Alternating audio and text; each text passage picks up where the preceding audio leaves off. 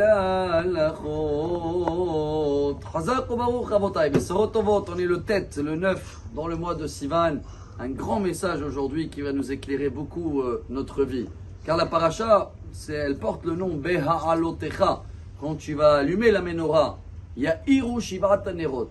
Alors, ça va éclairer ces lumières et ces bougies qui étaient dans le Beth Amikdash. Chacun de nous, il a des moments où il veut illuminer, il veut éclairer. Et là, ils arrivent les personnes avec des reproches. Il y a un très grand message, c'est dans la paracha toujours. Il y a eu une plainte. Le peuple il voulait de la viande et c'est parti très très loin. Et ils sont pleins vis-à-vis de Dieu.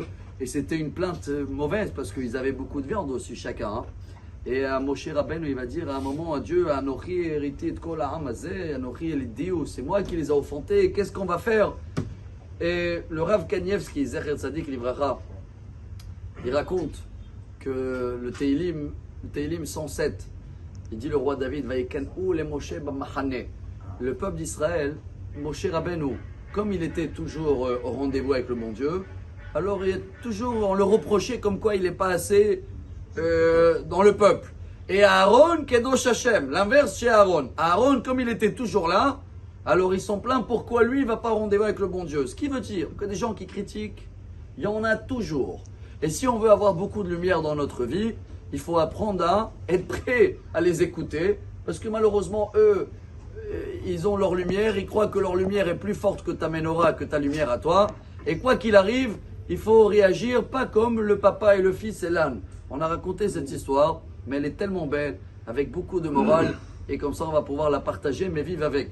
Et c'est toujours le Rav Kanievski qui amène cet exemple, en disant que il y avait un papa, il était sur l'âne, et son fils qui était à côté. À un moment, quelqu'un il passe, et il dit au papa, c'est ça, comme ça, tu t'occupes de ton fils. Et il a dit, qu'est-ce que tu veux que je fais? Il a dit, c'est le fils sur l'âne. Bon, le papa il a écouté, il est descendu, il a mis le fils sur l'âne. Il continue encore quelques mètres, centaines de mètres, il voit une autre personne, il regarde comme ça, il dit, c'est quoi ça? Génération à l'envers. Les enfants, c'est les rois, et les papas, c'est eux qui tirent la selle, comme ça on dit. Il a dit, t'as raison. Bon, ils sont montés tous les deux sur l'âne. Après quelques mètres, il voit un autre, il dit, c'est ça pour les animaux, nous on est humanestie, je sais pas quoi, pour aider les animaux. Le pauvre l'âne, il va craquer. Vous êtes deux sur lui. Alors ils ont dit, t'as raison, qu'est-ce qu'on va faire? Ils sont mis à côté, l'âne était dispo.